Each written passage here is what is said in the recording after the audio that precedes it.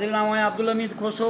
Mehran press club की team मौजूद है। मेहरान प्रेस क्लब ते ही मिसकीन पोरियत गरीब जो जूस खपाइंदो हुयो गाड़ियुनि ते वेगुलनि ते कोचुनि ते ही घर जो वाहिद कफ़ील है। कुछ साल अॻु में ही दादू जोही मूड़ ते जूस खपाए रहियो हो त हिनखे चिंगची वारे अची एक्सीडेंट कयो, हिनखे टक्कर हई उन में हिनजी हीअ ॼंघ भॼी पई।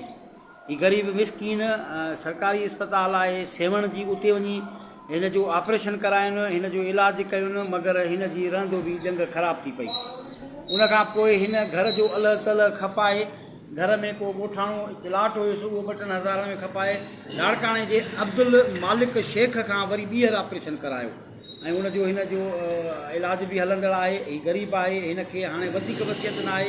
ही घर जो वाहिद कफ़ील आहे, घर जो वाहिद कमाइण वारो आहे। हिन जे घर में ॿियो को बि न आहे कमाइण वारो। ही हुयो, ही खट ते अची वियो आहे एक्सीडेंट खां पोइ।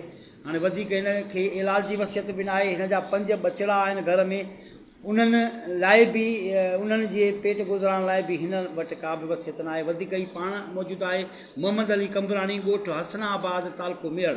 जी मोहम्मद अली साईं, मां बस गरीब हुयुसि, मिसकीन रोज़ी कंदो हुयुसि। दादू में वयसि, मां बचण खां रोज़ी कयां उते माना अलाए करो ईअं उते वैन शिकायत की आहे उन जो गरीब मिसकीन ॼंघ वई पई। हाणे उहा वसियत न आहे जो मां इलाज करायां। माना भई सेवन अस्पताल वियसि, सेवन खणी आया, उते माना ॼंघ मुंहिंजी ख़राबु करे छॾी सफ़ा मिसकीन। हाणे उहा ताक़त कोन्हे मां इलाज करिणो करायां। मां हाणे सेवण सरकारी अस्पताल में तो इलाज करायो त रहंदो, अञा तुंहिंजी ॼंघ ख़राबु करे शयूं आहे, सफ़ा कारी करे शयूं।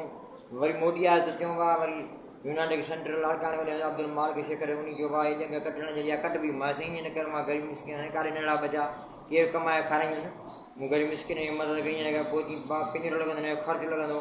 पोइ ॻोठ में नंढिड़ो हल्को मुंहिंजो प्लाट 30-40 हज़ार कयईं, उहो मां गरीब मिसकीन पियो चंदो वठी मां उहो इलाजु कराए पिंजरो मूं हणायो। हाणे का ताक़त ई कोन्हे जो मां हाणे इलाजु कयां, ख़र्चु करायां, बचनि खे खारायां।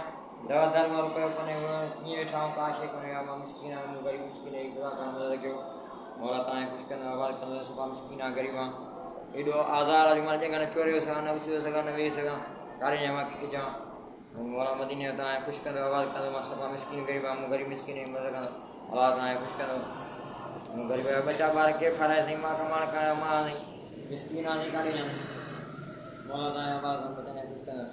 नाज़रीन, ही मिसकीन पोरियत गरीब जूस खपाईंदड़ असां वटि पहुतो ऐं असां वटि ही पंहिंजो आवाज़ तव्हां सखी इंसाननि ताईं पहुचाइण लाइ ही ॿाहूं ॿधी असां जे थ्रू तव्हांखे अर्ज़ु थो रखे, तव्हांजे अॻियां अर्ज़ु थो रखे। जेके मुक़ीर हज़रात आहिनि, जेके सखी इंसान आहिनि, जेके मदद करणु चाहिनि था, अलाह सां डायरेक्ट हिकिड़ो वापारु करणु चाहिनि था, उनजो मुनाफ़ो उन्हनि खे हिते बि मिलंदो, अॻिते बि मिलंदो। ही मिसकीन गरीब घर जो वाहिद कफ़ील, हिन जा बचड़ा बुखुनि ते हींअर आहिनि ऐं हिन वटि एतिरी वसियत हाणे न आहे जो हिन जो ही ॼंघ जेका आहे हिन जो वधीक इलाजु कराए सघे। ही आज़ार में आहे, ही तकलीफ़ में आहे। सेवण सरकारी अस्पताल मां हिन इलाजु करायो। रक्ष जो हिनखे धकु लॻो, टकर लॻो हुयो। जूस खपाईंदो आहे वेनुनि ते, बसुनि ते, ऐं उन जूस खपाइण खां उन पोरे खां बि वेही वियो आहे, घर में वेठो आहे। हिन अची असां वटि अर्ज़ु रखियो आहे असांजे थ्रू तव्हांजे अॻियां, ऐं असां बि तव्हांखे अपील था कयूं त ही हिकु अलाह सां डायरेक्ट तव्हांजो वापारु हूंदो, तव्हां हिन जी मदद कयो। ही घर में वेठो आहे, वसियत न आहे त हिन जा बचड़ा आहिनि, घर जो वाहिद कफ़ील आहे। हिन जो अकाउंट नंबर बि रखूं था, हिन जो राब्तो नंबर बि रखूं था। जेको सखी, जेको मुक़ीर हज़रात हिन जी मदद करणु चाहे त डायरेक्ट हिन सां राब्तो करे हिन जी मदद करे सघे थो।